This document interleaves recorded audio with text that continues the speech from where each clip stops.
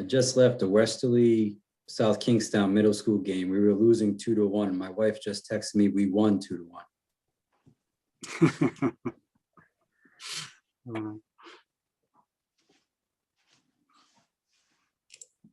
Was she watching the game or talking? Both. Maybe you were just both with different teams. Oh, Maybe. that could be.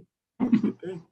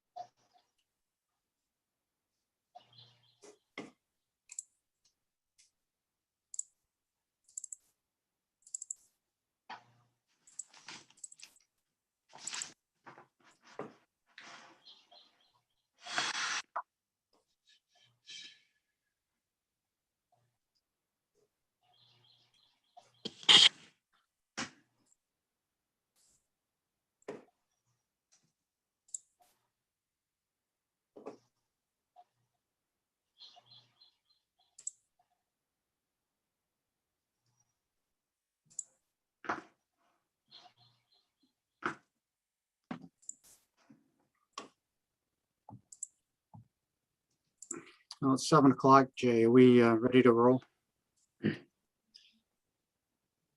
Yes, you're ready to roll, Mr. Chairman. Okay. Good evening, everyone. This is the Town of South Kingstown Planning Board. This is a work session. The date is Tuesday, June 8th, 2021. First item on the agenda is roll call. Maria Mack, Here. Joe Murphy, Yeah. Pamela Rubinoff, absent. Peter DeStefano, absent. Susan Axelrod, absent, and Paul Jordan. Here. Yeah, and we also have Jay Parker, Jamie Rabbit, Brian Wagner, and Amy Gomes, as legal counsel. So, Mr. Chairman, Peter did call me late this afternoon and stated that he had a conflict this evening and sends his apologies. okay. All right. Our first item is a zoning text amendment for discussion, and I think I saw Mr. Callahan and the applicant and the attendees, so we can bring them on, Jay. Should be coming in.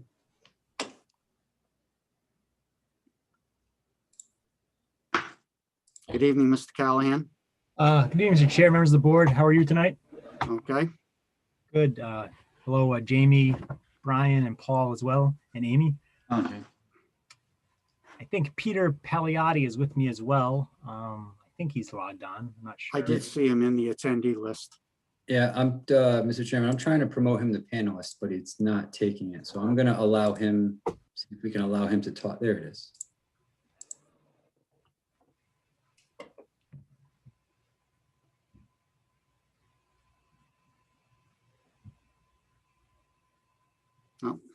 For the record, Susan Axelrod is just joining. Hello, Peter. Hello. Okay. You have the floor, Mr. Callahan. Great. Thank you very much. Thank you for your time tonight. James Callahan, and Callahan, 3 Brown Street in Wickford. Here tonight with Peter Paliotti, as you can see on the screen. Peter and his wife, Nicole, are Wakefield residents. I think they're proud parents of 2 children. And they're business owners. Notably, they're the proud new owners of the Flats on High Street in Peacedale. And in the past, I guess, 18 months or so, they worked at South County Hospital helping out with the COVID situation. So obviously, they have a lot of energy and drive, and that's partly what brings us here tonight. The Paliottis realize that there's a need in South Kingston that's not being met. They explored options for a pet daycare facility in town and soon realized that South Kingstown zoning ordinances prohibit like a blanket prohibition on that kind of business. They explored their options and soon realized that the only way to do this was to potentially propose a text amendment. And as Peter will tell you, he thinks and he believes this is a very viable and will be a successful operation. The proposal itself is relatively minor in terms of the text amendment, but the series of performance standards we proposed are somewhat lengthy, and I think they allay almost all concerns we hope that may come up. We think that the text amendment with the performance standards will protect all business owners and the patrons of those businesses nearby. Notably, the proposals for the commercial zone, specifically this project would be at the Quo Vadis Shopping Center, and there's actually a pet grooming facility in that shopping center already. And as Peter will tell you, we think that our proposal and that kind of business will go hand in hand. So at this point, even though he's disappeared, I would ask Peter to give his sort of vision and idea for the proposal, and you can ask him any questions you'd like as well. Hello, everyone. Thank you very much for taking the time to talk to me tonight. It's a pleasure to be part of this work session meeting. So yeah, what we proposed is our working title right now is Fetch Dog Daycare. There's a 2,500 unit space we've potentially allocated with the blessing of the agent and Pursuant Real Estate as a whole. What we anticipate is a dog daycare facility only, which would consist of approximately 10 to 15 dogs.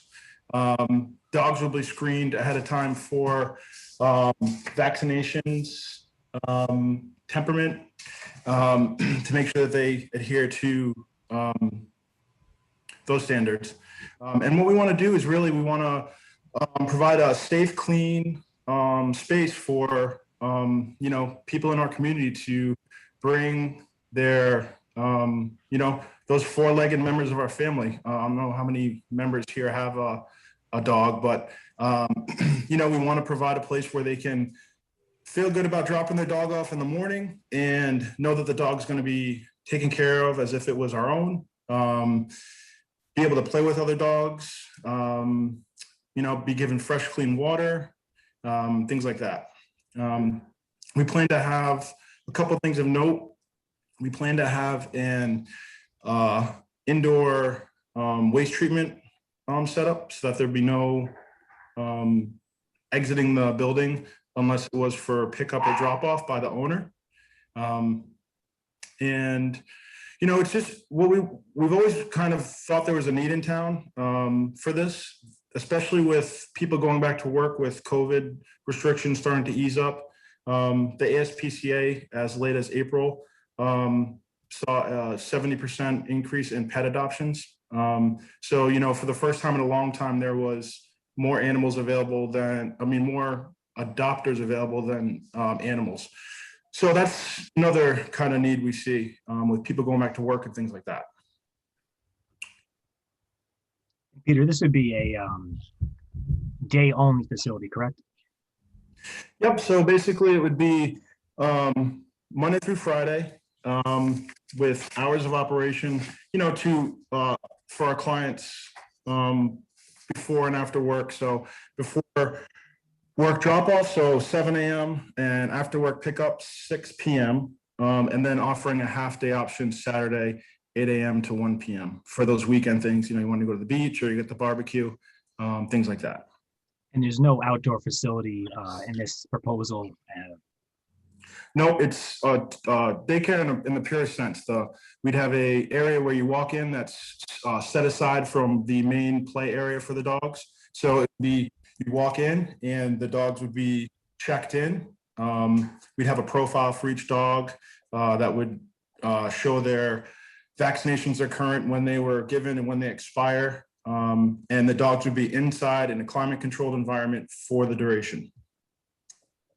And your facility has waste management for the canines? Yep. There's already existing units out there you can tie into pre-existing waste treatment plumbing. So basically, dogs, and they all kind of go to the bathroom where one of them goes, and they're all kind of pick up the cue. And it would basically be all indoor waste treatment area where they would be able to either, to do their business. Are there any concerns with noise? No, actually, we did a decibel test with the landlord, with the representative, the agent from Pacerne, and he confirmed that there was no noise concerns after blasting music at an extremely high level, and talking to the tenants within the vicinity of the unit we have. Nanny, I don't think I have any further questions. Nanny, can I read? Okay. Yeah. Comments from board members, Paul? Thank you. Yes, I understand that your operation is going to be completely indoors, but in the following details, the proposed text amendment, this is page 3, section 512, pet daycare facility. It does mention that external play areas, if any, shall be completely fenced. Now, I understand that's not what's happening with your operation, but it does give me pause when I think about this, maybe up on Kingstown Road, where some of these businesses back up to residential areas. So I'm just curious about that language being inserted when you're planning to be indoors. I think we inserted that language just in case we have no desire for that. So if Right. that's a concern and it needs to be taken out, that's fine with us. We don't have a problem with that. Yeah, I don't know if it is a concern. I just wanted to, mention it in the planning board discussion. It just makes me wonder. Okay. Other comments from board members? Mr. Chairman, I think Yes, our yes. hand raised slightly. Thank you. A couple of questions. And Mr. Pelley, I think you're probably aware of the fact that when we talk about changes to the zoning regulations, it's nothing that has to do with you personally, but the changes would be overall. It would be a change for the use in that particular zoning district. So my first question is, why not go from an N to an S rather than a Y? So I don't know if Mr. Callahan, you have an answer for that. No, there was no particular reason for that. It was just I basically modeled this after the Westerly ordinance, and they had the yes with the performance standards, which seemed to make sense. That was the only reason. Okay. I am familiar with these kinds of facilities. I might just offer a little bit of background. I'm definitely a dog person. I have shown and trained dogs both in the show ring, in breed and obedience.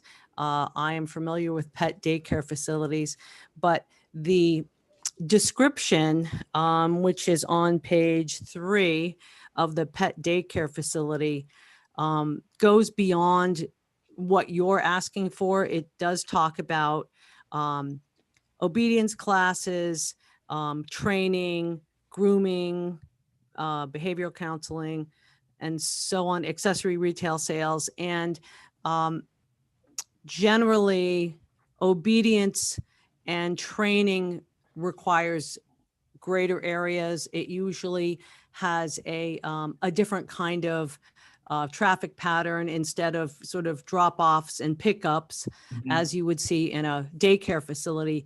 You might have people coming during the day and in the evenings with classes, and it's a different scenario.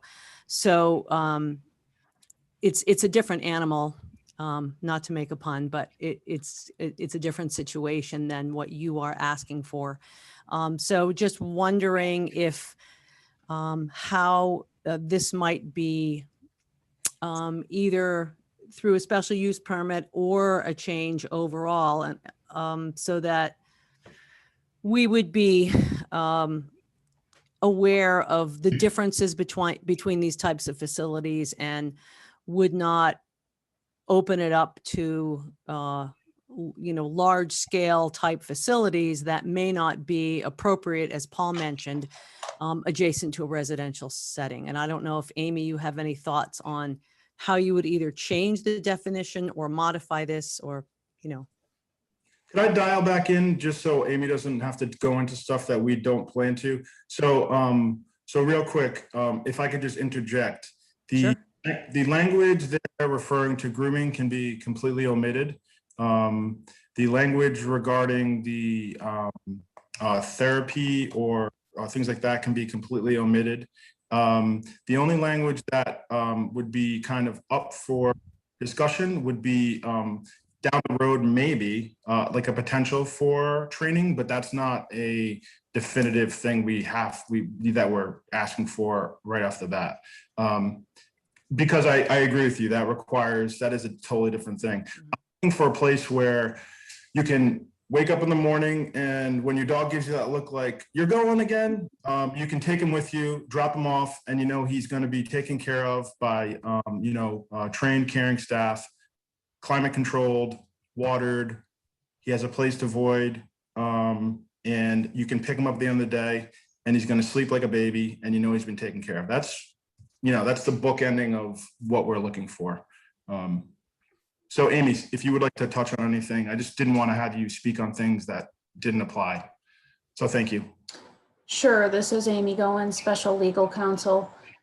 In general, I would recommend that to the extent the planning board has any concerns with either this proposed facility or the proposed use in general, considering that others could pop up, I would recommend that it be tailored specifically to what this applicant intends to do, and then leave it to the next facility or prospective facility owner to potentially, open the door to further services or, aspects of the use. So I think many concerns could probably be, I think using Westerly as a model was absolutely the right way to go. To the extent we can trim it down and tailor it even more narrowly to this facility, I think that could potentially resolve a lot of concerns. Amy, would you recommend a special use permit or just to make a zoning ordinance to? It's really up to, what the planning board recommends to the council. Do you want the, the difference is this ordinance contemplates what I would characterize as a thorough review by the zoning enforcement officer, but there would be no public hearing. The purpose of a public hearing, as you know, is to provide notice to the neighbors. When a use is permitted by special use permit, the council's, declaring that the use is permitted provided that certain conditions are met and that the use may be appropriate at that location, providing that boxes are checked off and the input of neighbors would be critical. It really is a judgment call for the planning board and the council as to whether the public's input should be considered. If you think the public's input should be considered, you could make it a special use permit in some zones, or, and again, trying to make this as limited as possible. That I think, that could go, that's in your discretion. Okay. And have you, do you have any history with dealing with these type of facilities, Amy? I recall a hearing before the zoning board several years ago where a kennel was proposed. A kennel, my understanding and recollection from the application, was boarding. And Maria, I don't know if you remember this one either. I don't recall the address. The only thing I recall is a lot of controversy. Yeah, So, Old North Road. Barking dogs, as we know, barking dogs and chickens, it's always the animals. So, no, I don't have specific experience with a daytime daycare, but of course, daytime is less intrusive, right? When people are home, it's after work. So I think that distinction is significant.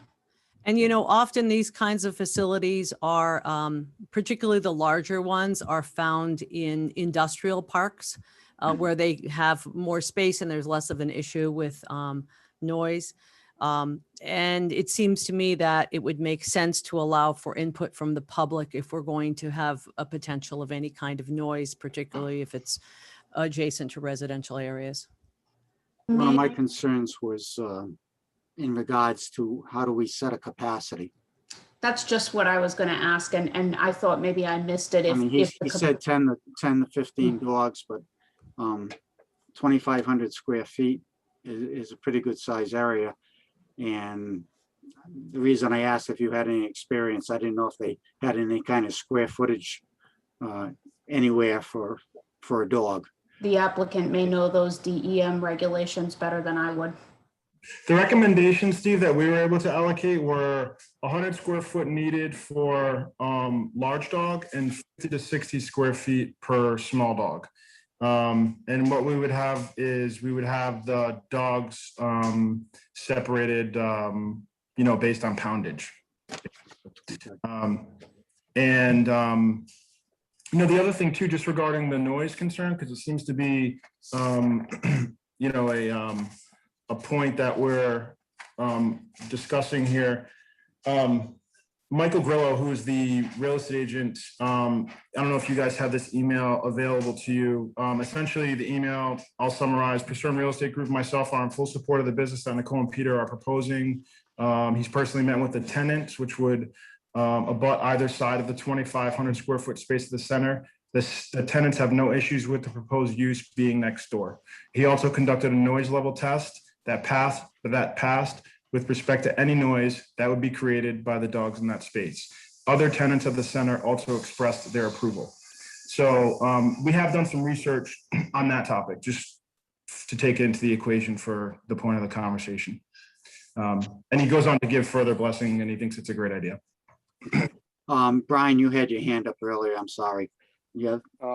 Yeah, I just sort of wanted to add on to what Amy and Maria spoke about in the discussion between whether this should become a Y or an S. I agree with Amy that if you're going to make this a Y in the ordinance, that you need to be very specific and tailor it to what the applicant proposes to do here, because a lot of these businesses, they're very their ability to work with their neighbors is very susceptible to the conditions on the site that's being proposed in terms of space for animals, noise, odors. It's all very site sensitive sorts of stuff. And those sorts of considerations lend towards more of a special use permit type review. So I think you should take that into consideration. Okay. Paul, you had your hand up. Yes, somebody tell me what a Y or an S is. I beg your pardon? It seems like people are saying Y or S. Is this a Y or an S? I don't know what that means. Oh, if it, yes, would be meaning if it's a Y under the commercial highway zone in the zoning ordinance for that class, it means it's permitted. And S would be special use permit. On page 3, Paul, there's a use table at the bottom of the page, and you can see there's N's all the way across. And so when you could, most things would either be an N or Y or an S. Joe, you had your hand up.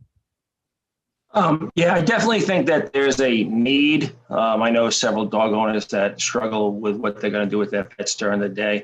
And I think commercial highway is probably as good as any. So to me, it really comes down to the performance standards. I think it's good to start off with Westerly, but I would not want to assume that Westerly got this right.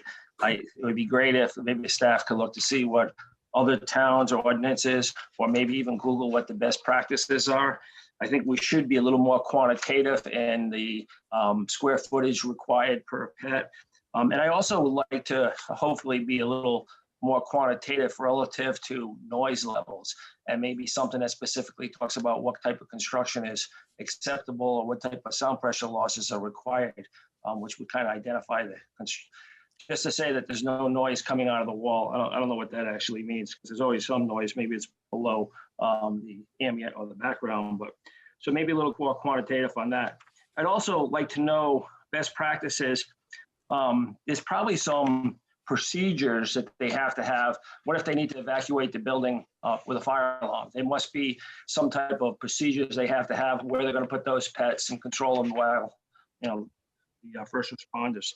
And then also, I think somewhere along the way, we should get some input from animal control and what they think maybe some best practices are before we look at finalizing the performance standards. So more quantitative and maybe a little more background is what I would be asking for.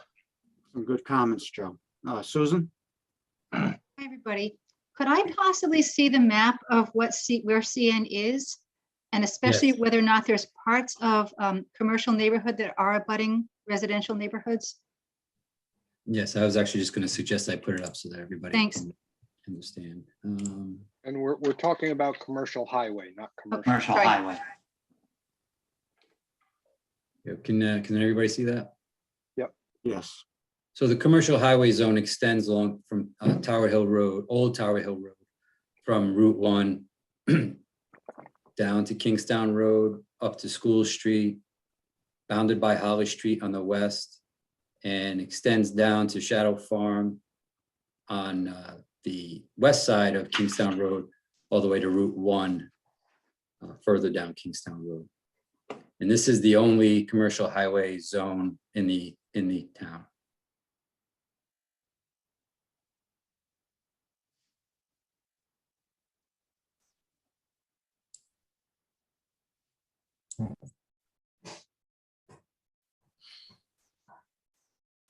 I would just like to reiterate my concerns about CH being adjacent to neighborhoods, and I feel that a special use permit is probably more appropriate at this point in time because we're looking at everyone, not just Mr. Pagliotti's concerns. And I thought that Joe raised a lot of very good questions. I think Joe's questions were right on point, and I'm up in the air on whether it would be a special use permit at this point. I mean, if we're talking residential, I would agree. Commercial highway, I'm not sure. I would like to see more quantitative information, and in particular, I think we have to make sure we craft this ordinance to make sure that we get the square footages for the number of dogs correct, so that we don't end up with overcrowding and which would become a problem in itself. But any staff have any other comments? Mr. Chairman, Jamie Rabbit, Planning Director. Just to the points a number of the board members have made tonight is that understanding the applicant is proposing a text amendment that from their perspective is specific to a property that they have targeted, but that the planning board understands that, and I know you do as board members, that this is a regulatory change to your commercial highway zone that has implications throughout the entire zone, not just a particular property. And to legal counsel's point, that the more specific you can make it and the more quantitative you can make it, the better it is. And listening to some of the discussions, simply change, some low-hanging fruit would be, based on the discussion, is that immediately change the definition to an indoor year-round climate-controlled facility. You basically, just by making that statement, it's not just a place with heat, it's a place fully conditioned throughout the year.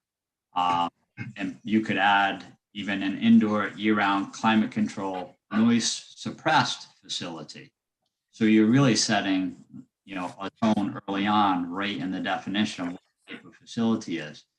Listening to the discussion that the potential applicant, if this text amendment went forward, was looking at a facility that would not be larger than 15 dogs. So you could potentially, under the performance standards, limit the facility to 15. The housing, the definition is an indoor climate controlled facility that houses no more than 15 pets. I think Joe touched upon it, Maria touched upon it, Susan, I think almost everybody I touched upon it with regards to submission of a plan to address noise. This facility that they're looking at may have sufficient insulation, interior partition walls as well as exterior, but not every building is. And noise can be a very subjective thing. Tones affect people differently, whether high pitched, low pitch, and also its duration of noise. Someone you will always hear before you're a noise expert or an applicant who tells you it's no louder than someone mowing their lawn, but someone mows the lawn for half an hour in a small residential setting, they don't mow their lawn for 12 hours a day. So again, I think the planning board's potentially on point with regards to the items you brought out. I think Mr. Callahan can probably work with his client to address the majority of the planning board's concerns with regards of permitted use as of right versus special permit. I think, not to put words in any one of the planning board's discussion tonight, but I think without solid quantitative evaluation criteria, you're really leaning towards a special use process. But if you have solid quantitative checkoff items that can be evaluated, you could potentially be in the use as of right. But to your point, if you look at that highway commercial zone, there are substantial residential properties along the southern portions of that, both east and west, and as well as the northwestern portions of that Kingstown Road area. And Lower Tower Hill, the whole southern component of that abuts against small lot residential zone. Okay, Susan? You're muted, Susan. Sorry. So I'm also a dog person, but my guy's never gone to dog daycare. Can you tell me if most dog daycares usually include also outdoor space, some sort of fenced yard space, and if that's more typical of dog daycare than an entirely enclosed indoor space?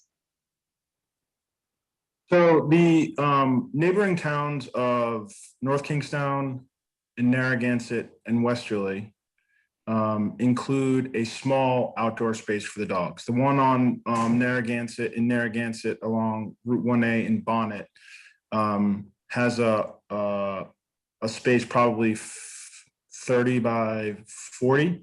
There's benefits and downsides to that. Dogs can become stressed without them realizing it. Picture dogs being outside in a day like today. Different types of dogs, brachiocephalic dogs, those are the ones with those shorter snouts, they can become stressed if they're not, monitored closely and even are left outside at all.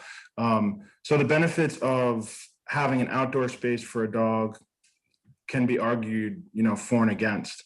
The space we have would be totally inside. I think that benefits the dogs as a whole. There are large windows that let in light. So it's not like they're in a, dark room with fluorescent light. There's a lot of natural light there that comes in. That's basically why I feel the indoor space, it eliminates some health concerns for dogs as a whole. That climate control, you're talking about humidity, you're talking about temperature. You can make sure your dog is safe. And I'd just like to add too, in regards to the fire safety concerns, the building is fully sprinklered and it's hardwired for fire suppression. The policy obviously should be implemented as to how the dogs would be corralled and things like that. But the building has a very, very aggressive sprinkler system installed in it already.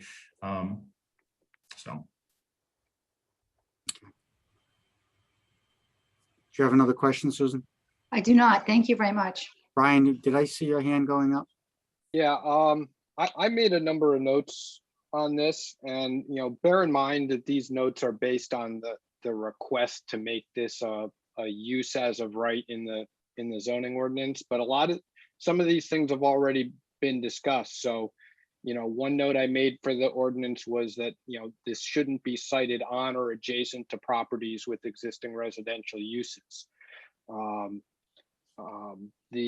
I made notes that the floor plans should include details on soundproofing insulation, as Jamie spoke about, both interior walls to adjacent businesses and exterior walls.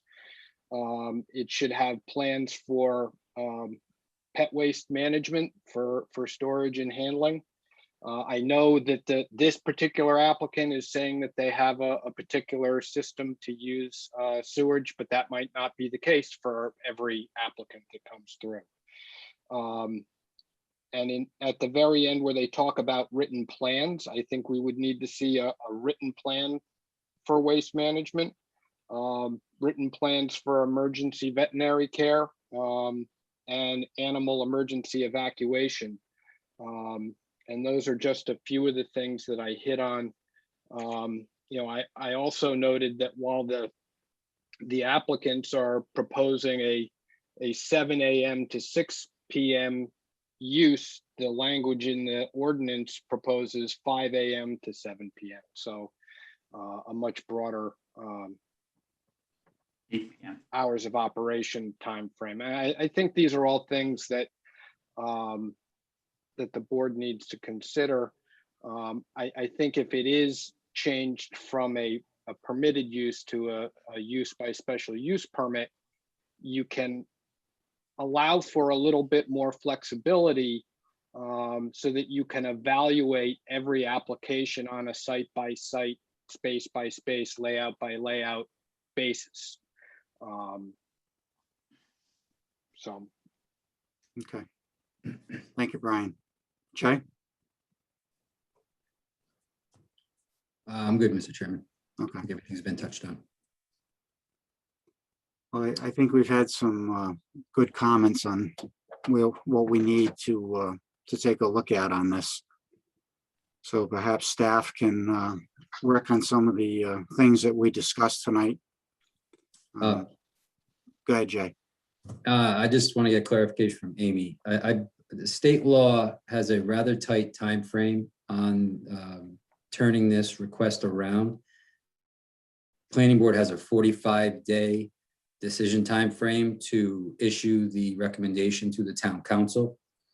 That does not afford any time for a continuance for discussion. If you happen to look at the second page of the application, the dates are set in there, with today being the date of the first planning board meeting and June 22nd, the regular session being the date that a recommendation be made by the planning board to the council to meet the state law timeframe. So with that said, Amy, I think it would be appropriate, if that's the case, to get the applicant to agree to the extension.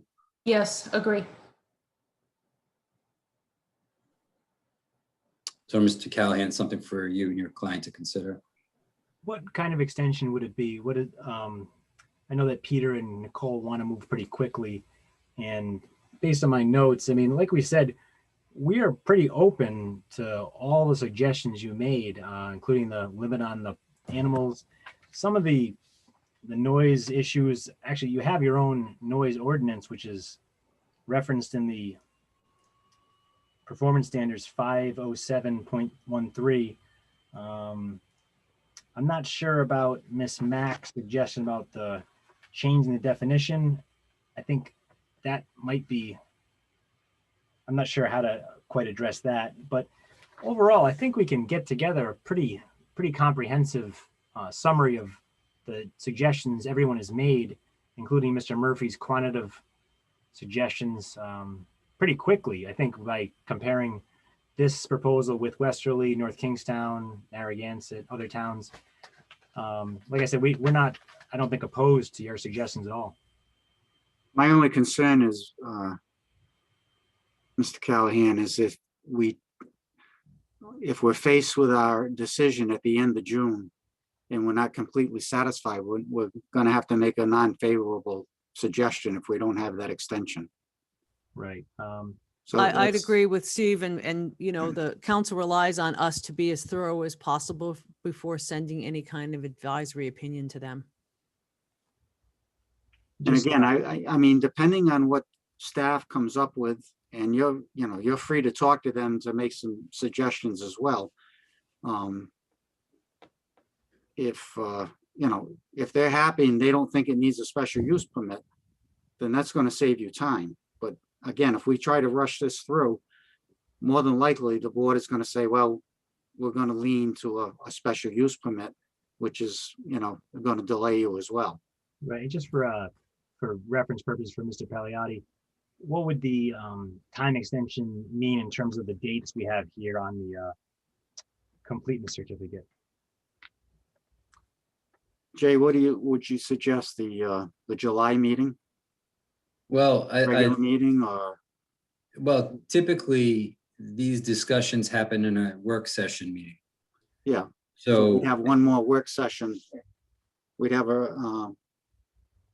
we'd have a July work session and then a meeting, and correct. The July work session would be Tuesday, July 13th.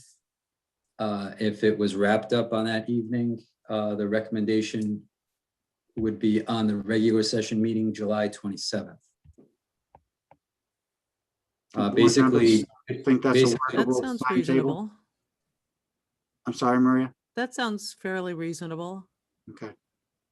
And I just think we have to keep in mind that this isn't just specific to Mr. Pagliatti. As I stated earlier, it would be changing the regulations for anyone who wishes to start such a facility. Mr. Chairman, Jamie Rabbit, Planning Director, if the applicant's contemplating with his client any extension of time, your regular session in July is the 27th, but I would always recommend to add a little slack to that in case there was an issue, quorum-wise, facility-wise, Zoom-wise, to allow the ability for the planning board to at least a week to schedule a special meeting if that were. Well, what we could do is extend it at least until the August work session. We could always put it on that work session agenda. the I think the August work intent- session, Only use the time if it's needed. Yeah, but that would be our fallback if something happened at the, if we didn't have a quorum for the July 27th.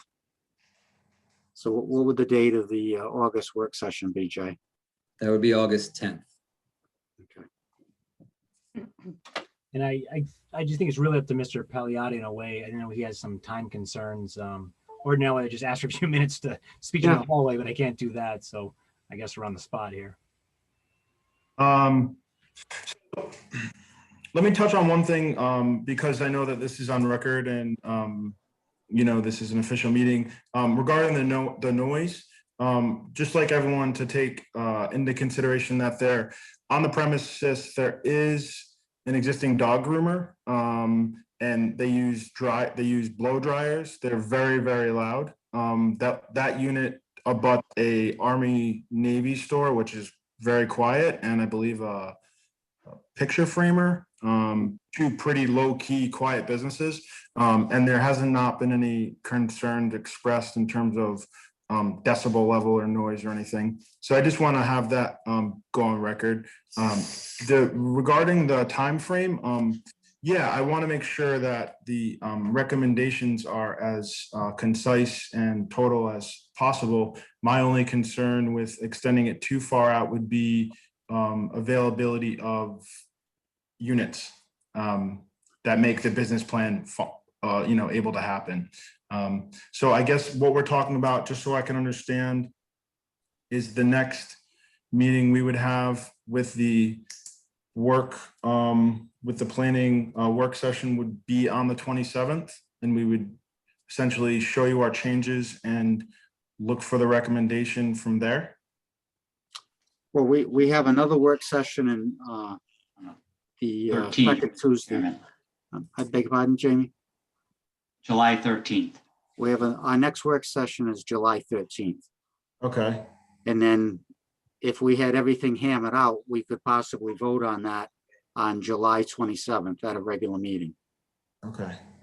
And then again, as Jamie stated, just in case we had a problem with a quorum on the planning board, we usually ask for a couple more days. So we would say if we went to the next work session date, which was August 10th. That would be our backup in case we had to cancel the July meeting, which is rare, but they do on occasion happen. Okay, and then can you vote during the work sessions? We can make a recommendation, staff prepare the letter, and then it's voted on at the regular session and forwarded to the council, typically. Okay. So then, so 7/13 is the next work session, possibility of a vote on the 27th. If there is any delay in that, the next work session would be the 10th of August. And then when would the next recommendation be able to be given after the? It'd be the regular meeting in August, which is the fourth Tuesday of the month. That would be August 24th. Okay. And then they'd probably be looking at a late September public hearing before the town council, correct? Yeah, this is Jay. Peter, if you have that second page of the application,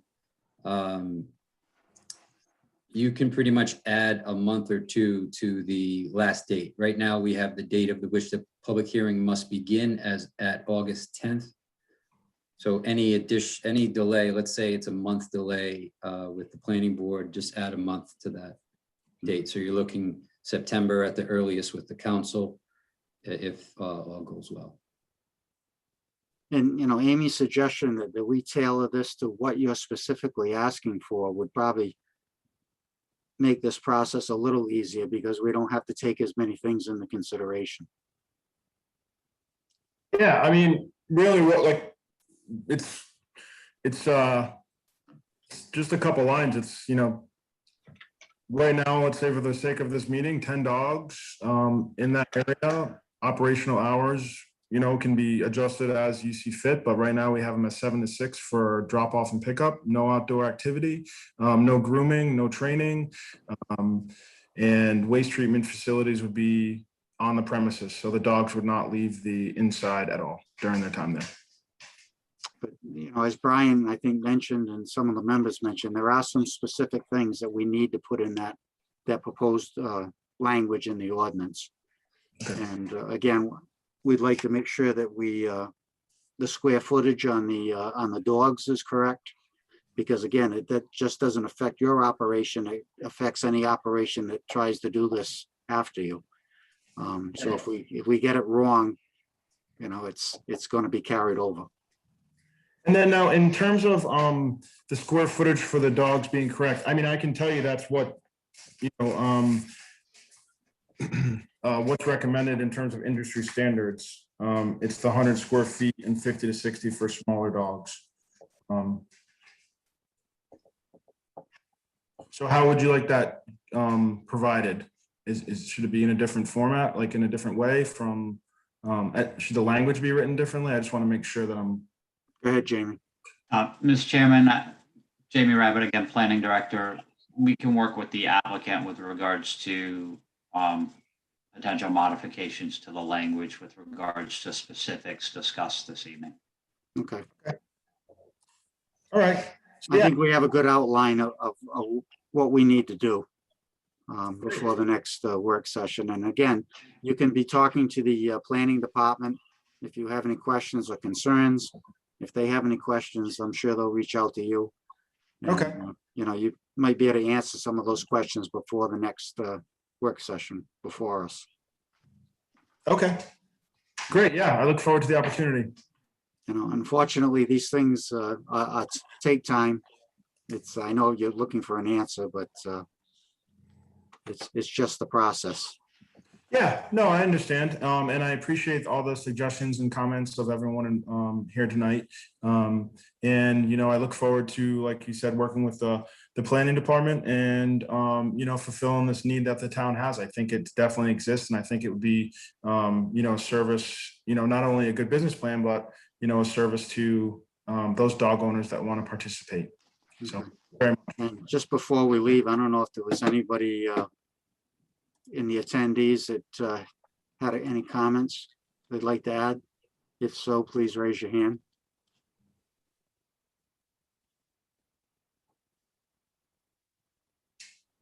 Seeing none, I guess we'll move on then. Thank you very Thank you much. for your time. Have a good night. Okay. Thank you very much. All right, next item on our agenda is the annual work program, discussion of the annual work program and the prioritization of that program. Jamie? If I can share my screen. Can everyone see that? You can.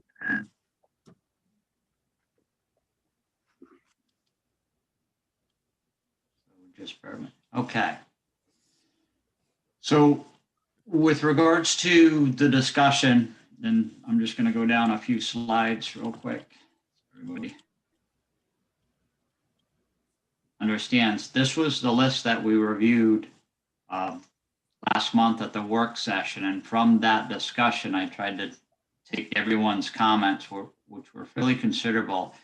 And I didn't do a 1, 2, 3, 4 ranking, but I tried to categorize them a little bit better and kind of have a discussion on what the type of project would be with regards to prioritization and what potentially would be a deliverable.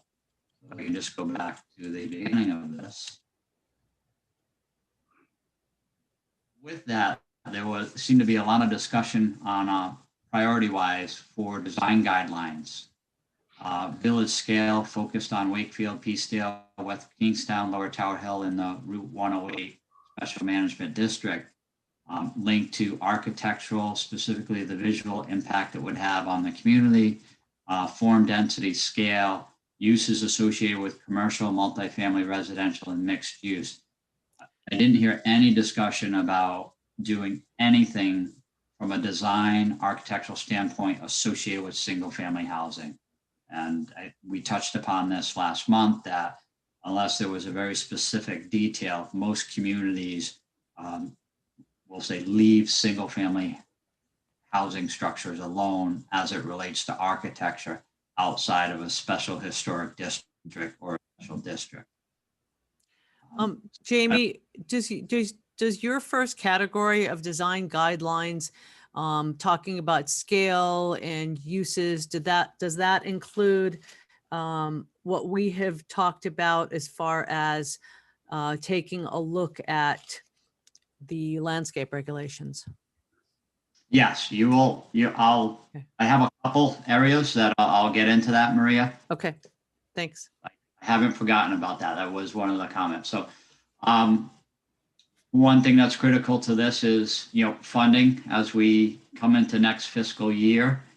We have some limited resources on the consulting side. So that's why it kind of says on the design guidelines, start the discussion. So again, this would be staff-driven visualization, analysis of existing conditions within the community, and understanding and trying to articulate what the vision of the planning board is for the community as it relates to architecture and what's acceptable. Sometimes architecture is very subjective. I know what I like, I know what I don't like, but I only know it when I see it. I'm gonna work very hard with you. And we'll have some really fun sessions, and if we can meet in person again, I really envision a work session where it's as relaxed as we can in a formal meeting, but literally roundtable, PowerPoint presentations, and rating pictures of what you would find acceptable either within your community or near your community or throughout the United States.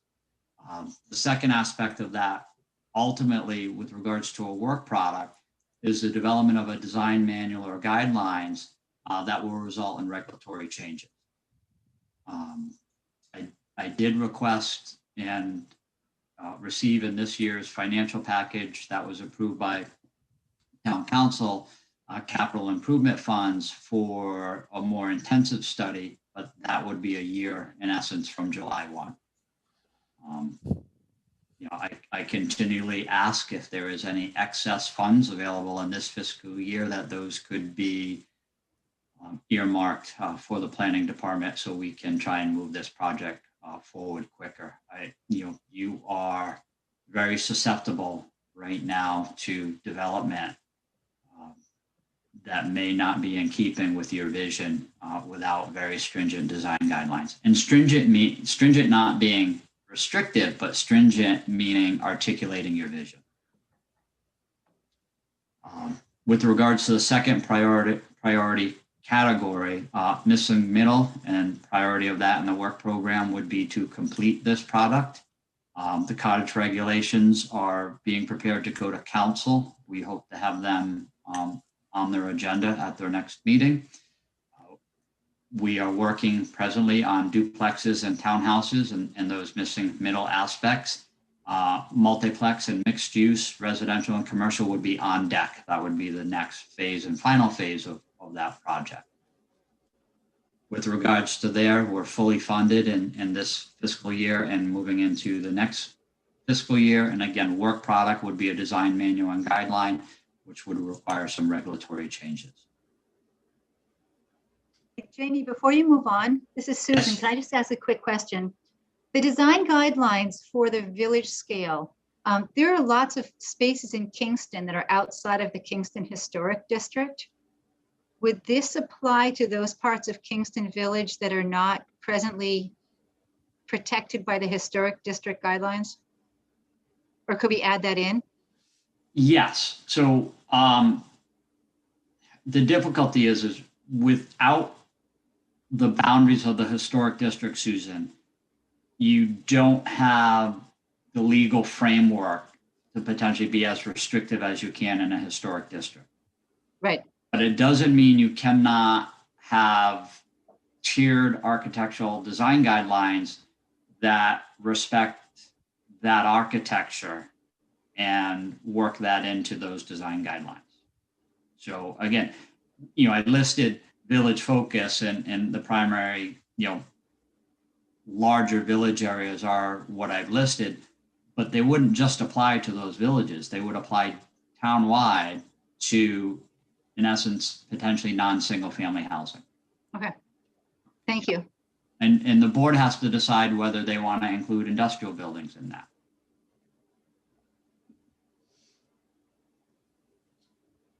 So Route 1 stewardship group, we restart, that's a restart and we're underway. I think something we need to do, depending on the progress of that group, which I have a lot of faith in, based on speaking with some of the members, that they will be able to, with some staff assistance, take on the generation of that report. But I think every planning board member will appreciate the fact that you can't give a volunteer a deadline. It's very hard to do that.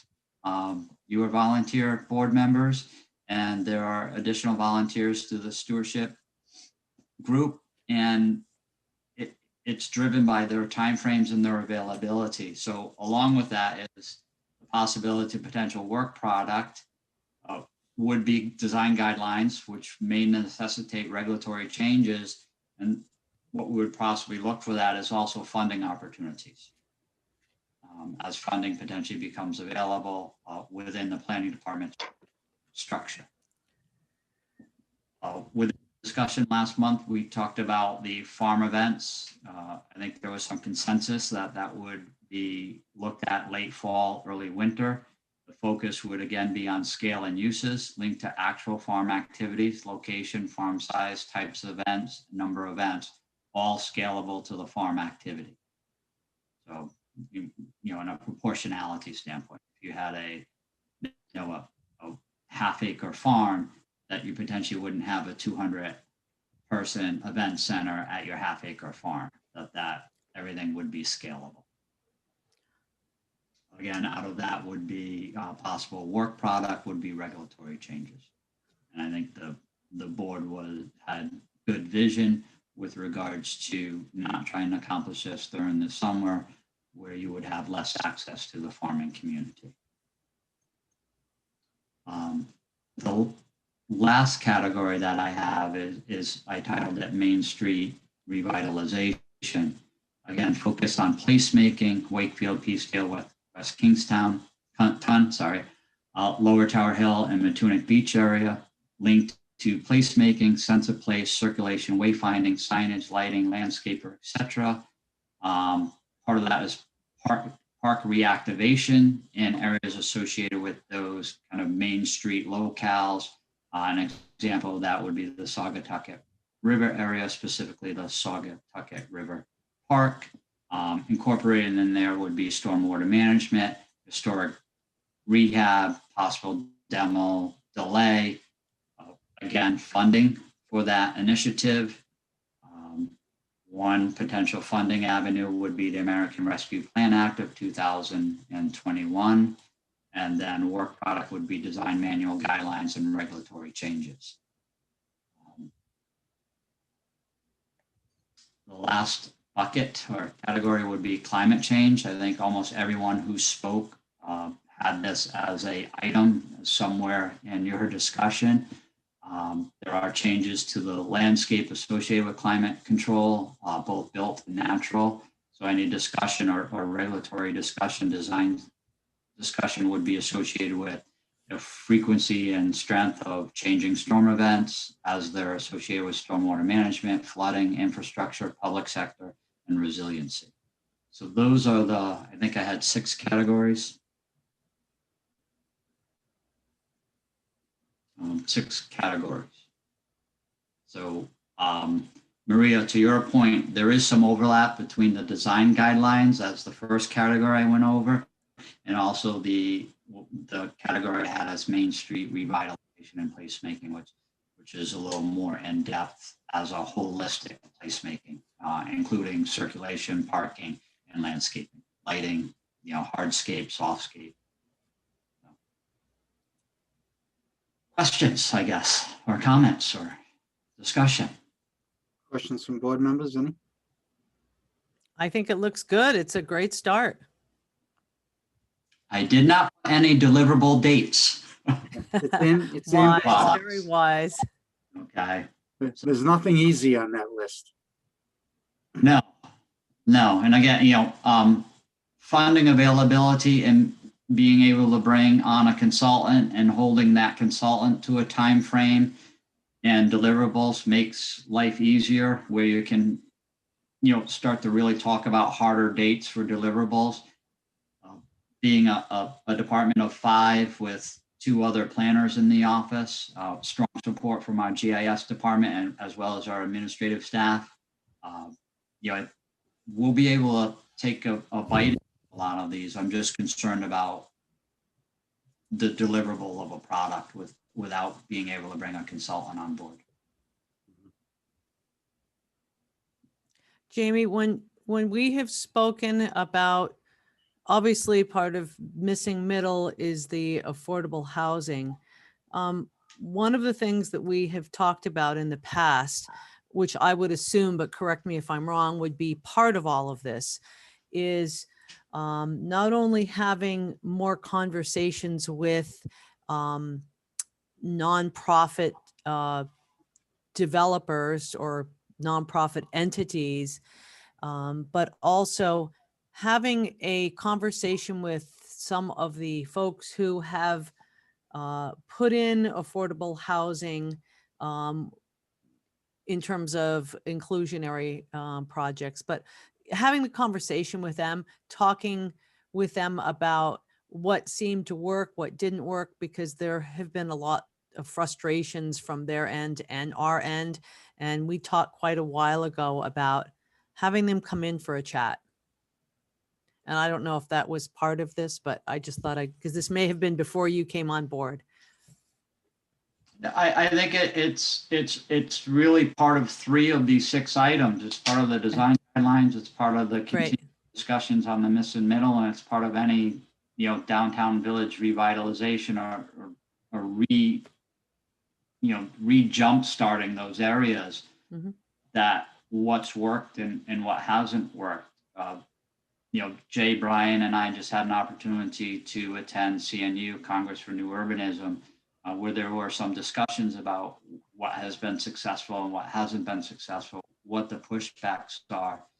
And there was a lot of discussion on lumber costs.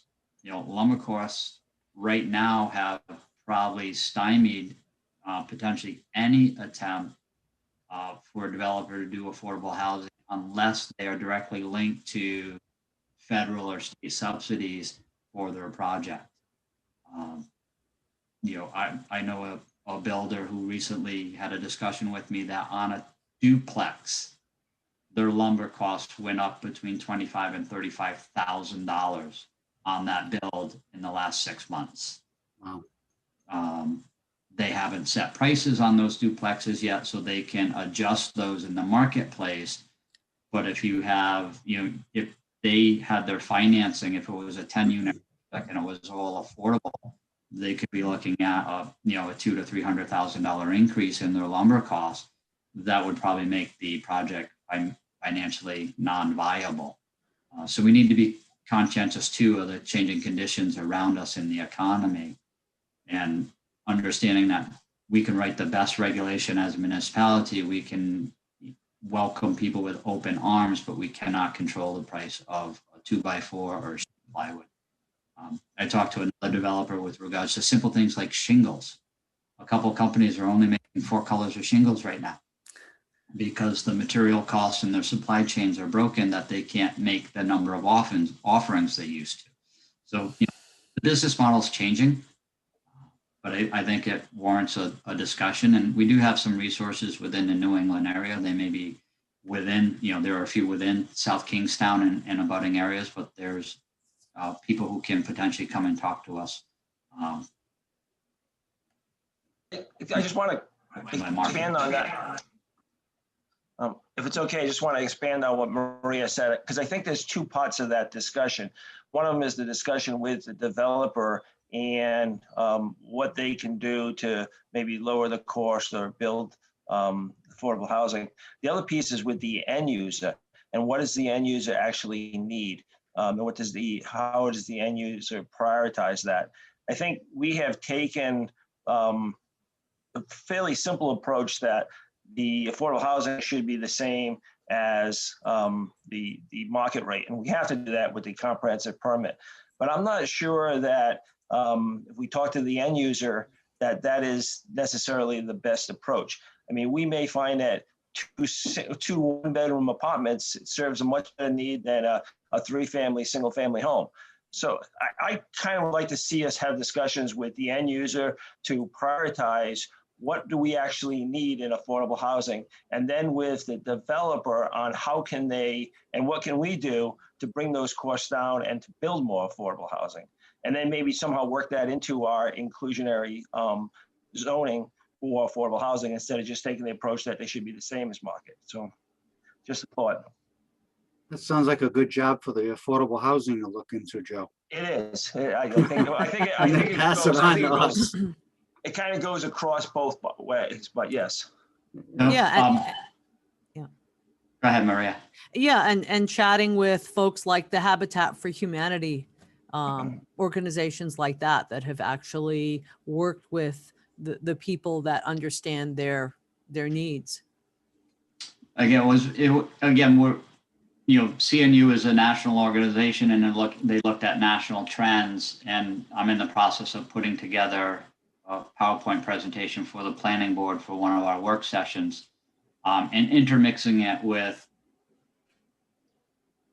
other items associated that may be more appropriate for South Kingston, but broaden the discussion of what's potentially happening in the marketplace pre-COVID, post-COVID. What is the 21, 22-year-old looking for in a residential unit? What are they looking for as a transitional space? What is a modern family looking for, to Joe's point? And having a discussion with the developers in the community to put the most appropriate product out on the street that is palatable to the community. It's not just what is palatable to the developer, it has to be ultimately palatable to the community and the planning board and council. If a developer said the national trend is to build 400 square foot studios and build them in 300 unit buildings, that may be the national trend, and they may know they can rent every single one of those, but that may not be what South Kingstown would look forward to. So I'm looking forward to an open and broad discussion. Again, and it all plays into these items that we went through tonight with regards to those 6 items, even the climate discussion of what products and what is South Kingstown, and articulating that and working with the developer to try and bring that to the marketplace. It's not about what Boston did or Seattle did or Tacoma, Washington, or Portland, Oregon. It's about, are there lessons learned there, to Joe Wilson's point, are there lessons learned there that a component of them may be transportable to South Kingstown? Where they've already made the mistake and we can build upon that. I do have just a couple more slides because there was some discussion about the missing middle. So I tried to articulate that a little bit. This is an example, and this is, I'm giving you a preview of one of my slides for a future work session. But this is a multi-unit affordable housing complex that was built. It's the form of 2.5 stories. It plays, I would say, a little more as a 2-story building. It has a narrow footprint on the abutting street. And I would welcome feedback over time as we go through slides like this of, would something like this be appropriate in the community? If it is appropriate, what areas would it be appropriate? I think Susan and a few others and have asked that, this as a standalone project may be okay, but I'd be concerned if there were 6 of them in a row within a development on a main corridor within the community. This is what we talked about with regards to the missing middle. This is what we're doing right now, the duplex multifamily townhouse. The next phase we'll be looking at it's the bigger version of the townhouse, stacked flats and smaller apartment buildings, as well as mixed uses. So again, this is more representative of what South Kingstown is with regards to the missing middle versus other aspects, And again, back to where we were with the planning board. I am available for questions. Any questions from planning board members? Hearing none, I guess, Jamie, you've laid out our work plan. Steve, if I can ask, is the planning board comfortable? Again, I didn't prioritize those six kind of buckets. Understanding that design guideline, missing middles, priority 1 to finish that up, but the second, potentially highest priority is working on and developing the design guidelines. Yeah, that's come up in, various projects over the past year. So I think the sooner you tackle those and get something on paper, the better. Okay. Thank you. And again, my ability to articulate this evening is only a direct result of the discussion you had last month based on a very preliminary list that we started to put together on prior discussions. So I thank the planning board members for their participation in the discussion over the past couple of months. Okay, thank you, Jamie. All right. Next item on our agenda was the land use law and administrative procedures.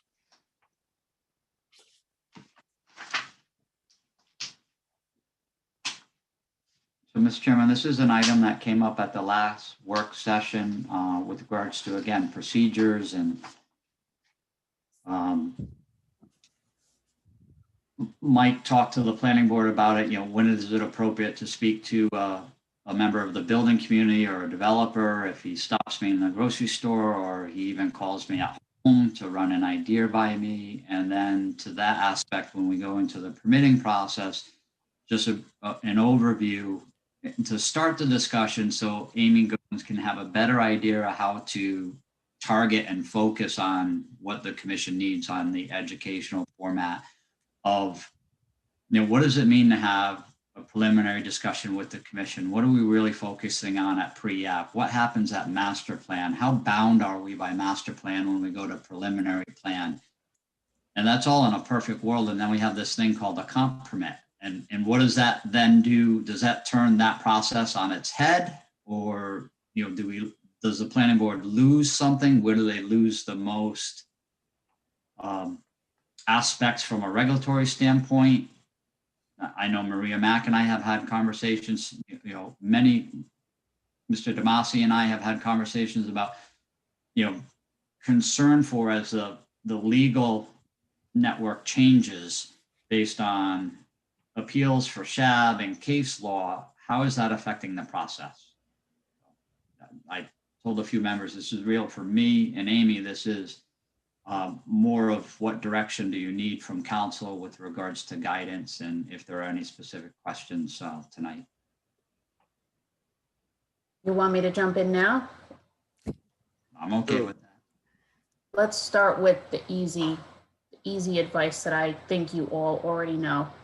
When an applicant has a pending application before the planning board, and either the applicant, an abutter, an interested citizen, an elected official contacts you, you should let them know that you can't have discussions with them off the record, and that the only forum for the discussions would be before the planning board at a duly noticed public meeting, whether it's a public hearing or not. So that should be the response if someone says, hey, you know, I'd like to talk to you about this pending application. That's the easy advice.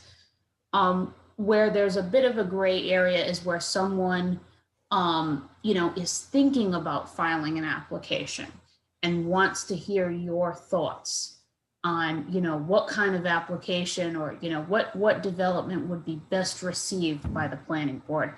That is, again, a situation where I would say, come in before the planning board, even for an informal pre-app, right?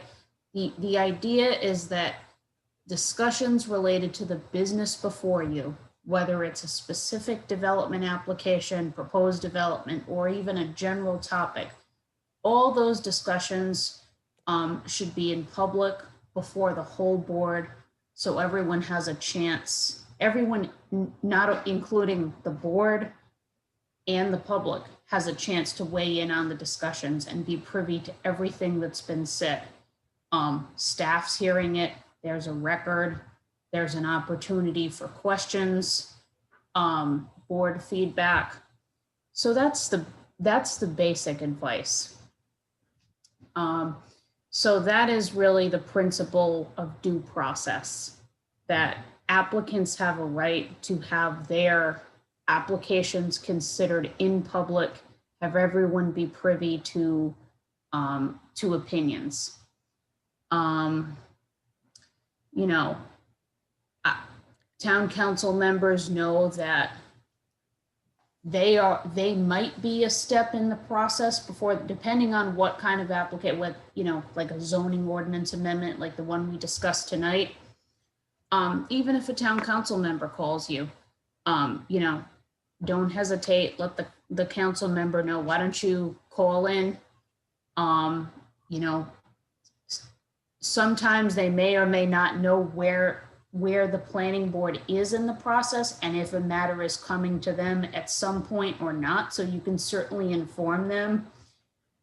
To the extent you have any questions, please contact me. Feel free to contact staff. UTR is available to assist you. I'm happy to answer any specific questions you have. You know, Mike was at the meeting last month. I don't know if this is the question that you're looking to get advice on.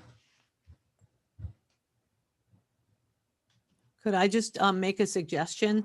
This is something that Amy and Andy have been involved with for quite some time through both Grow Smart and statewide planning, where they have training sessions for planning and zoning board members. I think that they will be starting those up hopefully in the future, and those are invaluable. They're really worth the time. It's usually either the last one was a whole day, but various iterations, but very worthwhile. Amy, have you heard anything about those starting back up again? I have not, right, since the March 2020 planned all-day session was canceled, I have not heard anything about the Gross Smart session starting. I know Andy did a training, I think, for the statewide planning council, if that's the name, state planning council, last week. I haven't heard anything about Gross Smart trainings. I'll be sure to let you know. Do you know if he did that one on Zoom or was it in person? I think that was a remote meeting. Yeah, just curious as to how we're starting to roll into where we used to be. Thanks.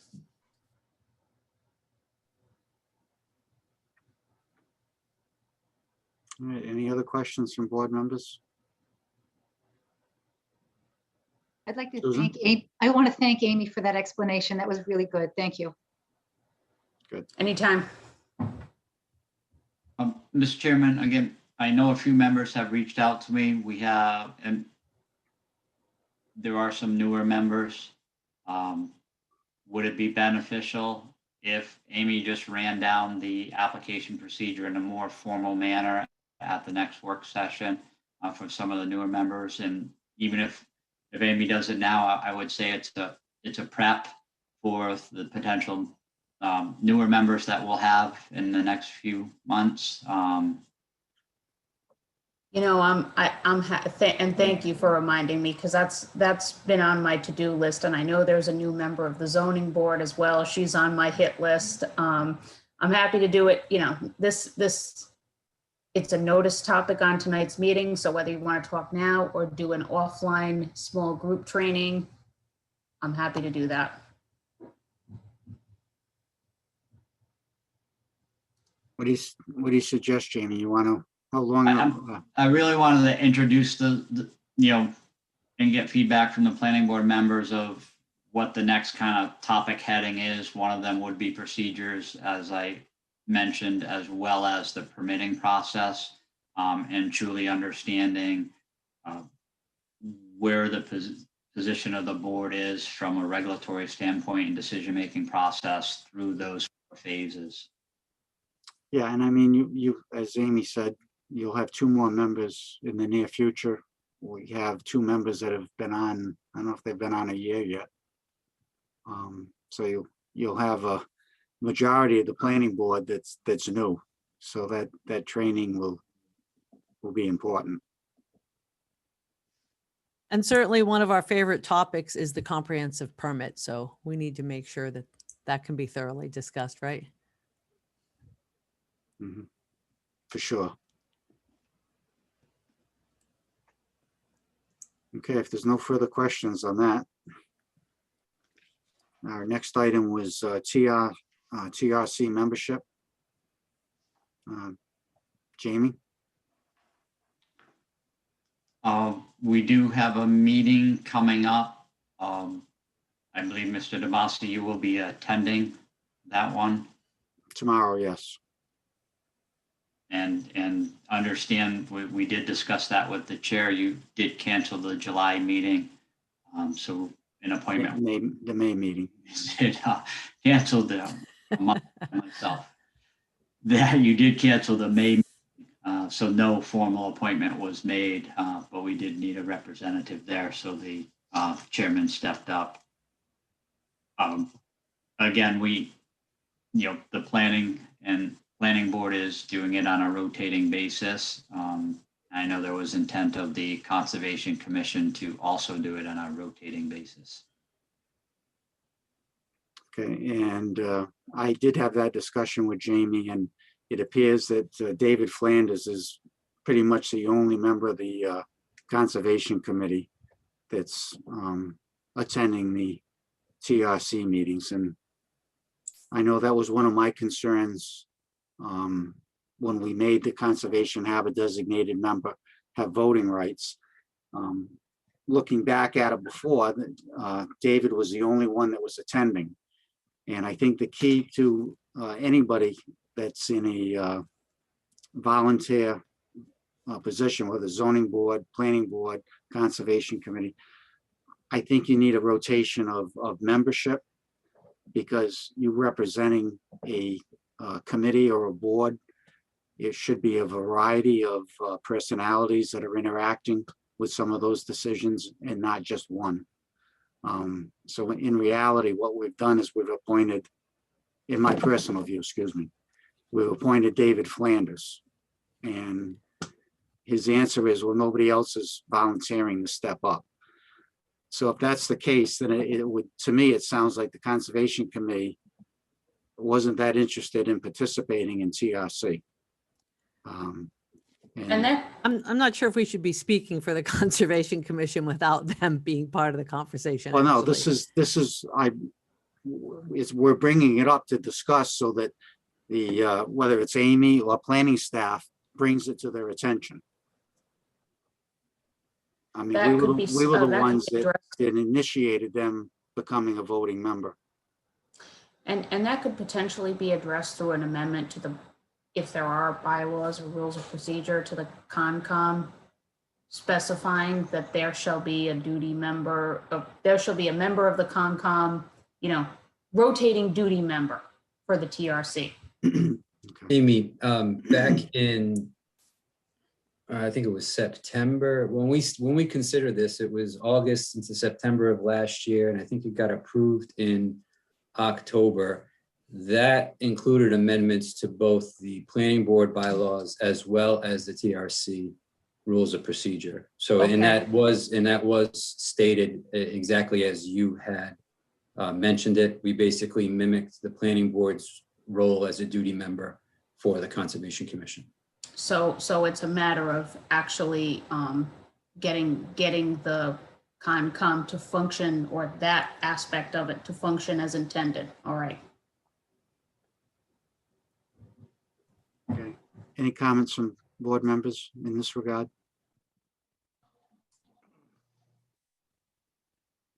Do we think that we need the members to all participate?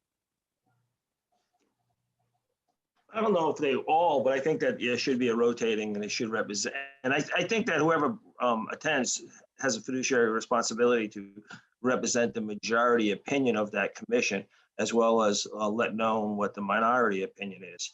But I do think it should be a rotation. I don't necessarily need that it has to go through every single individual. Okay. So I guess, Jamie, who's our liaison to the Conservation Commission on the staff? Jay? Okay. Okay.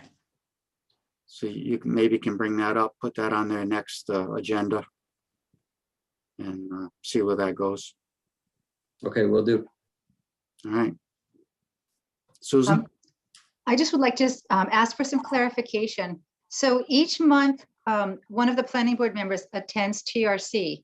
If for some reason that planning board member is unavailable at the last minute, we had this question at a prior meeting where there were a couple of planning board members in the audience, but we couldn't participate because we hadn't been assigned to that meeting. Is that the policy, or we just needed to talk about that? Like the planning board member was unable to attend the TRC meeting, but there were two of us in the audience who couldn't step in. Jamie, you want to weigh in before I give my opinion? Again, it you know, by the systems you've set out is that on a monthly basis, you appoint an individual, and without any other procedure in place, if that individual is unable to attend, they have been duly appointed. And I'm not aware of a provision where, you know, Steve DeMasi was supposed to be in attendance. He didn't show up. So on the fly, Paul Jordan can step in because he happens to be in the audience. Again, without any additional legal guidance, I would stand in if the appointee was unable to attend, then the committee, you know, the board's not represented at the TRC that evening or that afternoon. This is Amy, and I would say this: the purpose of the requirement of, you know, sharing the load, the volunteer burden, is to avoid burnout. I think if the assigned duty member unexpectedly can't make it, it is totally fine for planning board members in attendance to step in their shoes. And I think that's appropriate, because if you're in attendance, you're a board member. You're not someone calling in from the public. And in my opinion, if you can take time out at a TRC meeting at which you weren't assigned to be the duty member, the whole process is better served by having that pinch hitter step into the shoes of the person who couldn't make it. So that's my opinion. Amy, in the And- case where you had two people and two planning board members in the audience, you would have to appoint only one though, correct? Because they're a voting. Yeah, I mean, the appointment happens before the meeting, the formal appointment. I would say there's nothing formal that needs to happen at that TRC meeting. 15 minutes before the meeting, you find out duty member X can't make it. Just have, if there are two members, they both want to, tag team, that's fine. There should be the record should note the assigned duty member can't make it. Members, John Smith and Jane Doe were in attendance, and feel free to step up with the questioning, as if you're the duty member. That's my opinion. I don't see any issue with any potential legal challenges. There's no right to have a certain member at a meeting. But You get who you Amy, get. just for clarity, again, we've allowed the participation of the planning board present or the members present, but would it be in a voting manner or a non-voting manner? I think they could vote. It's advisory on the only, I don't see an issue with a member who hasn't been assigned as duty member stepping in to vote. I think the process is better served by having a member of the planning board be a part of the TRC vote. That's my opinion. Now, again, I couch my opinion that without their guidance or direction, I would defer to conservative approach that someone was appointed and they, didn't appear that I as administrative officer, I didn't have the ability to say, well, Maria's in the audience, let's appoint Maria that day. But again, if you can bring some clarity to the subject matter, and we can continue the conversation. 4 members of the planning board showed up because they were really interested in the subject matter. Who becomes the voting member of the year? Yeah, and I would, right, the goal of having alternate members is so you have full participation. In my opinion, that's the goal of the TRC, right? Everyone's sitting at the table. And when someone is missing before the TRC, then, then the planning board's going to have to ask questions that perhaps the TRC could have asked. Yes, we can continue this, Jamie, because I don't think this has come up before. At least I don't. Right, no. The question being asked. That's why we didn't have a definitive answer that evening or that afternoon. Sorry. My fault for not showing up. Things happen. It happens, yeah. Brian? I was just going to say, I mean, since the planning director sort of serves as the de facto chair of the TRC, it would probably be appropriate for the chair to make the appointment in that situation. And that way the planning director could sort of make sure that it's not a repeat sort of thing and there's some sort of rotation going on. Yeah, and maybe we could even consider if it's, I don't know if this has happened, once in the last few years or multiple times. If it's a recurring issue, maybe we can have a backup person. Yeah, I can attest to it. It hasn't happened. It's happened once, that one occasion in the last 3 years or so. But to Jamie's point, I'm a conservative person by nature when it comes to this kind of stuff also. So I can appreciate Jamie's comments. We've talked about this before. And it is a little bit of a weird situation if you had two planning board members fighting for a say. And what happens if they were in disagreement? And who gets the voting member? And somebody, maybe it's because I have kids and I'm always used to putting fires out between the two of them. But it's like, well, who gets you weren't appointed, and well, neither were you, and Yeah. blah, blah, blah. Maybe we could do seniority, except with kids, it's reverse seniority. Right. You know, and One has to win out. Mr. Chairman, I'm sure we can work with Amy and develop some protocol if this occurs. And again, it was a rare occasion and Paul put us on notice. But again, he also filled in on multiple meetings, given workload and timeframes also. So and you know, there have been Gordon meetings where has served appropriately. there have been meetings where there has been a duty member of the planning board and two other members who were there and participated. And it's really not so much about the vote, but as Amy said, it's the value of the input that it's really about. And I would just like to clarify that my reference to kids was a personal analogy, and it was not a reference to anybody or anyone or any one thing. That was just top of my head. No harm, no foul. So, all right. Next item is planning board liaison activities. Joe, you have anything to report from the affordable housing? Well, there was a meeting. We had 2 additional members, so I think we have a full commission now, or close to a full commission. And Brian, I forgot their names. It was two women. Alicia Johnson and Callie Babbitt Spears. So Alicia is affiliated with Habitat for Humanity. So she brings some knowledge and experience from the NGO affordable housing sort of group. And Callie Babbitt Spears had some personal familiarity with the South Kingstown Housing Authority and its affordable housing units. So she brings a new perspective from that point of view as well. So I think it'll be a 2 good additions to the commission. Good.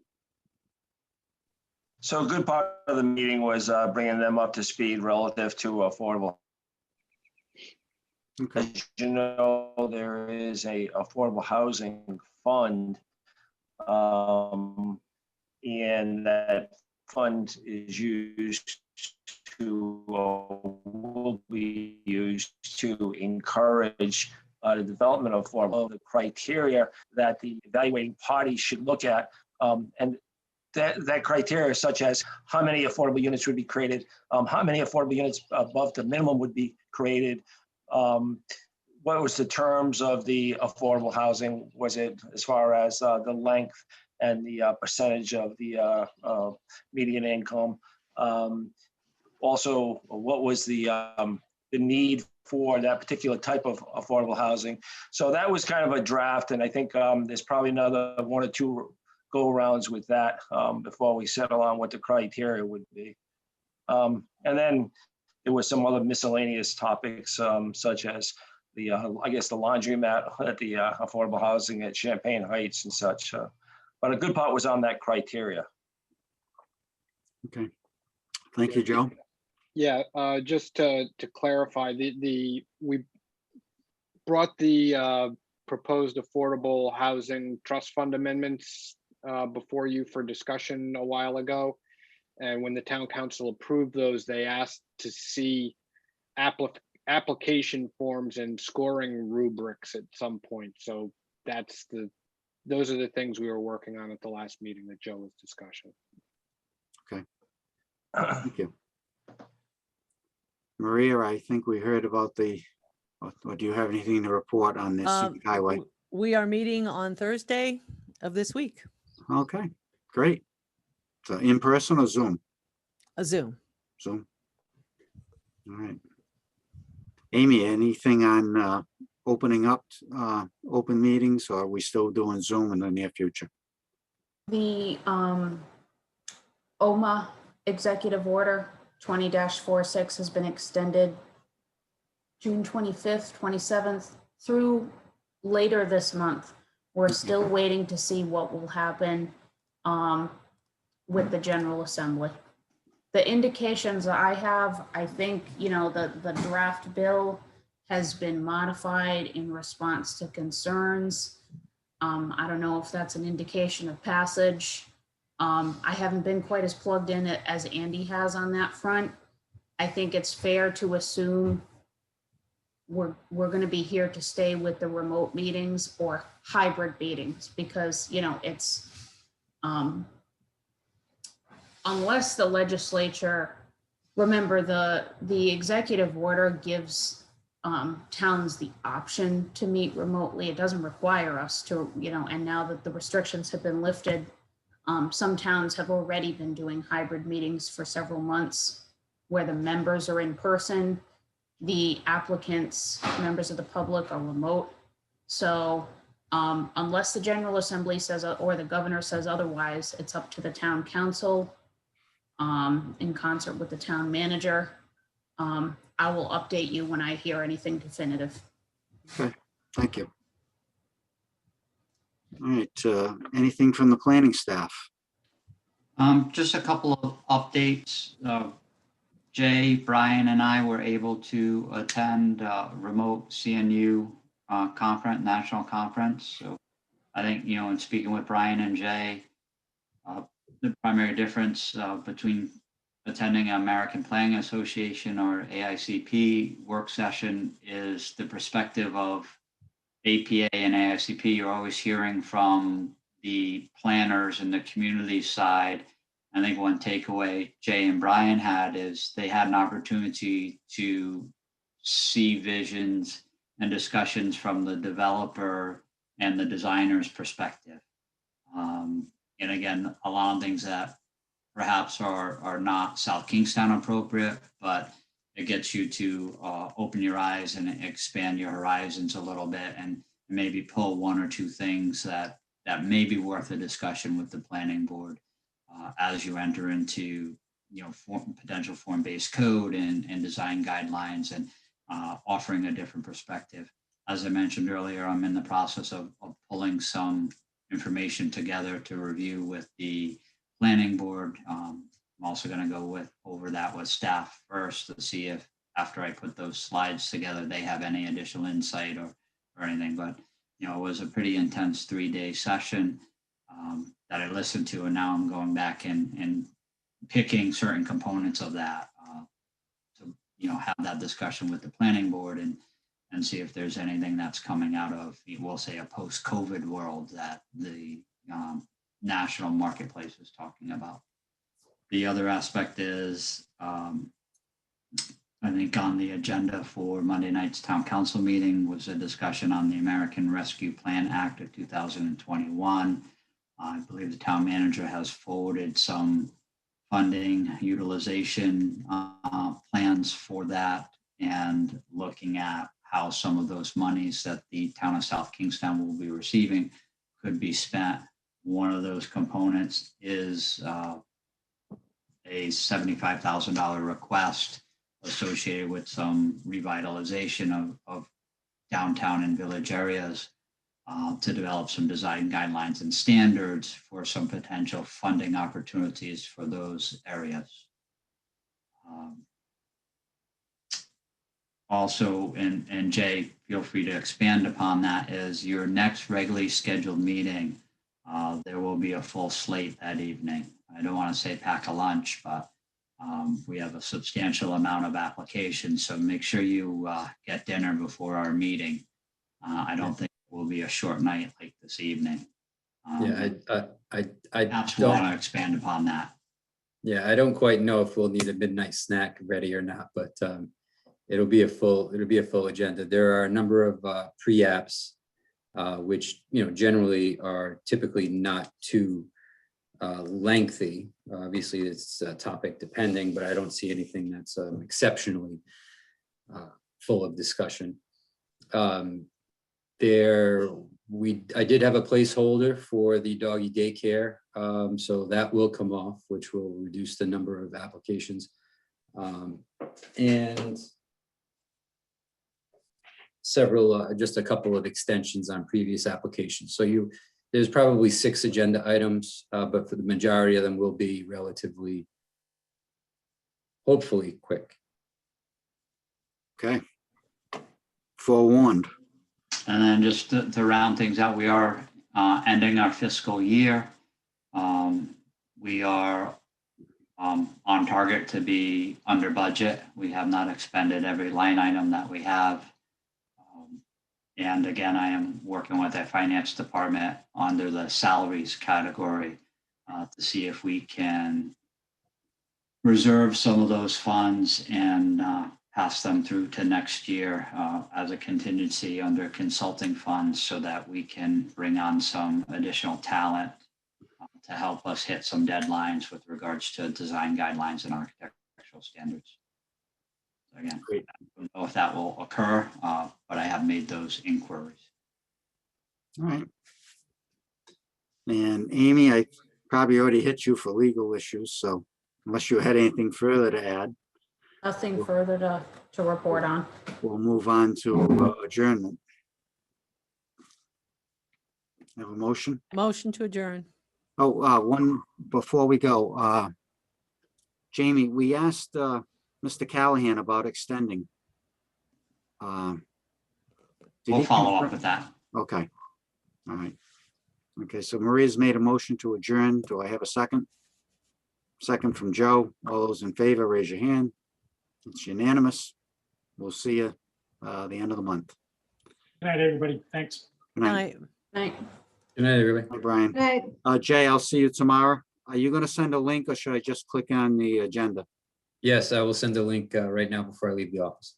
Okay, well, you can do it in the morning. You know, you can get home to those 2 kids. Yeah, I'll forget. And it's 3 kids unless I forget one. 3 kids. Okay. All right. Thank You you, guys have a good everyone. night. Good night. Thank you, everyone. Bye-bye.